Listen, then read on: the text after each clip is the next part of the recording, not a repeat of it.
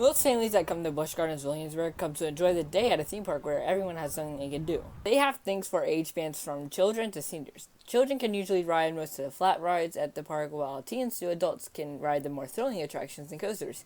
Seniors can also enjoy the other attractions such as the Rhine River Cruise. But Busch Gardens went wrong with something, and that was the addition of DarKoaster.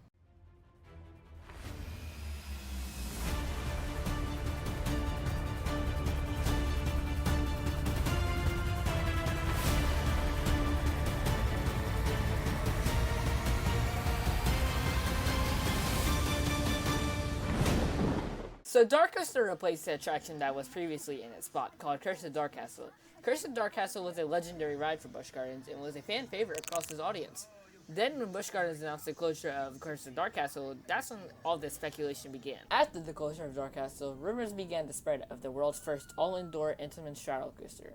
These rumors flocked quickly, and before we knew it, deconstruction began and DarKoaster went vertical. Now this ride had a very high expectation since it closed one of the most favorite attractions at the park. Coaster enthusiasts were very excited for DarKoaster since it was replacing one of the most legendary attractions at Busch Gardens. As Busch Gardens released teaser images, the hype increased even more. Guests later found out that the coaster would continue the storyline of King Ludwig's castle, but now this time with a twist.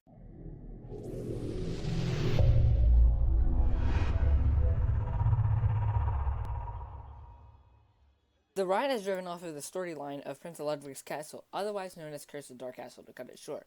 Then you're on the trains that are designed to be snowmobiles. Then, all of a sudden, you're escaping the storm. That's where the name DarKoaster Escape the Storm comes from. This is also driven in the dispatch message. You know what it takes to brave the storm? Let's find out. This thematic element really is just a cherry on top for this ride, and I love the fact that Busch Gardens add these small details.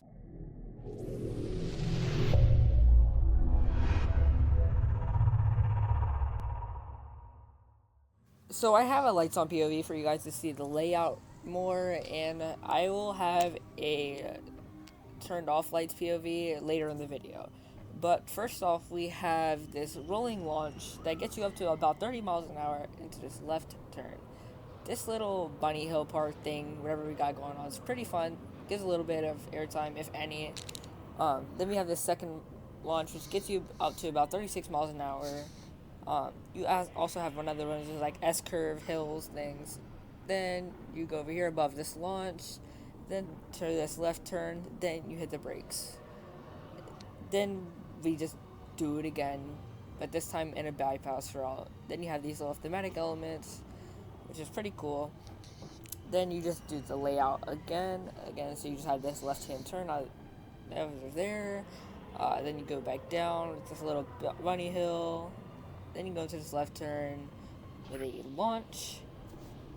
Then you go to this right-hand turn, little S-curve, another right-hand turn, kind of boring, but into this little bunny hill, and then you hit the final brakes.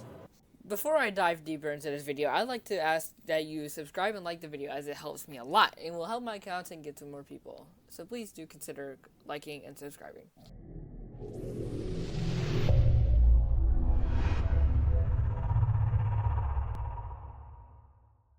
So before we dig into block zones, you need to understand how block zones work. For those of you who may not know, a block zone is a section of coaster that only one train can occupy at a time. At the end of each block zone is a stopping method, such as brakes, that can stop a train if the section ahead is still occupied. This system is what keeps roller coasters safe and prevents trains from colliding into one another.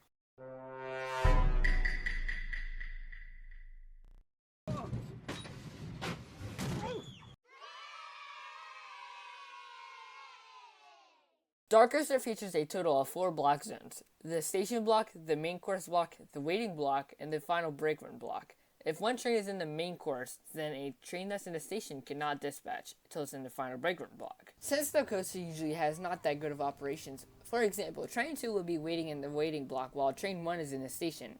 When that train advances out of the block zone, train 2 can move. I'm unsure if DarKoaster has multi-move, but if you do not know what multi-move is, it's when a train that's in the block before the station advances while the train in front of it is still advancing out. Even with this, the operations wouldn't be that much better. I will touch on that a little more later though.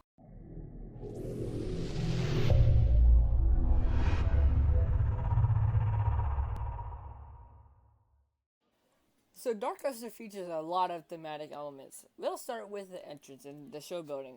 Walking up to the ride, you have the show building. This is a castle from the original Dark Castle. They added icicles from the windows and overall has a pretty nice presentation of the ride. Walking up, you have the pretty nice DarKoaster sign. It's a pretty cool sign. Walking into the queue line, you have this sign that explains the background of the ride. Pause to read if you would like. Continue to walk forward. There's a whole bunch of switchbacks, and as we reach the radios and stuff, you can see that there's a painting. This painting from time to time animates and whatnot. Moving onto the platform, there are these cool trains that are very well designed. As I mentioned, they're supposed to be snowmobiles. One train says Wild Wolf hinting to Big Bad Wolf, and the other one says Frostbite.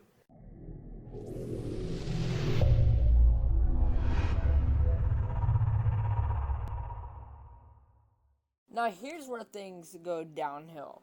The ride capacity. The ride capacity sucks on this thing, and when I say it sucks, it sucks. This thing on a dead day at the park will still have a 30-minute wait. I get it. This ride is popular at the park. But there's no reason DarKoaster should always be at such a high wait time. This is where the capacity comes into play. DarKoaster has a total of 2 trains. Come on. And especially since this ride is so popular, it should be at least 3 since there are 4 block zones. And with multi-hub move, this would make the lines go by so much faster. I think that Busch Gardens should invest in a 3rd train for multiple reasons. As I just said, it would make the lines go so much faster to run 3 train ops.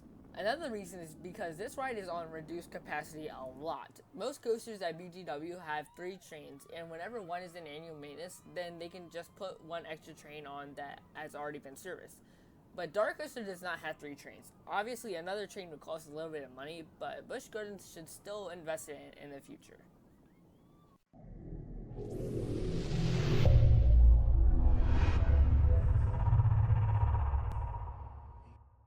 I won't spend too much time on this liability section, but I think this coaster is pretty unreliable. The fact that this ride is indoor and yet still runs 1 train ops a lot is kinda crazy to me. Considering this is one of the most fan favorite coasters in the park since the entire family can enjoy it, but it is still pretty unreliable. There is not much they can do about it, but I think it is simply just unreliable.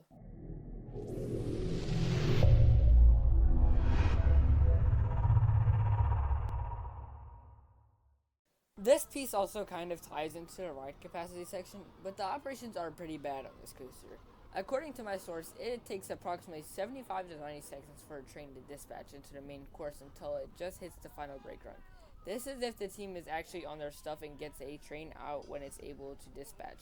This is not great considering this is a very popular attraction. This is from a train sitting on their brake run.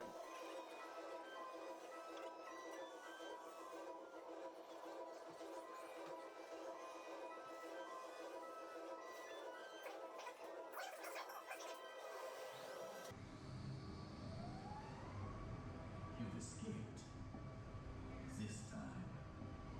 Once the snowmobile comes to a complete stop, please lift up your safety restraint. This took about a minute and a half for the train to advance. That is absolutely terrible. This can be prevented if the staff are a little bit faster with loading and unloading and dispatching. But overall, I do think that DarKoaster is a really good coaster. So finally, I think DarKoaster is a good coaster but needs some work. I do think that this coaster was a mistake because it is unreliable and operations are terrible. But if you enjoyed this video, be sure to like and subscribe again as it helps me a lot. If you disagree with me, drop a comment below. I'll try my best to reply to all of them, but without further ado, thank you for watching this video. The POV is playing right now, and I'll see you in the next one. Peace.